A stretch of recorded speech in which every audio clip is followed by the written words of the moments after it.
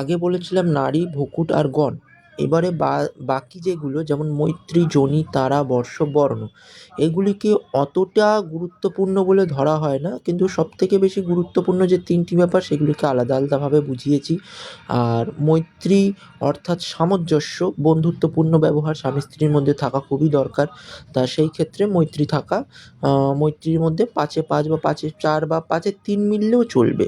যোনির ক্ষেত্রে, যোনি মানে হলো মন মানসিকতা বা আচার আচরণ বা ব্যবহার। স্বামী স্ত্রীর মধ্যে স্বামী স্ত্রীর মধ্যে যদি ৪-এ ৪ মিলে যায় তাহলে স্বামী স্ত্রী দুজনের আচার আচরণ, মন মানসিকতা, ব্যবহার কিন্তু একই রকমই হয়ে থাকে।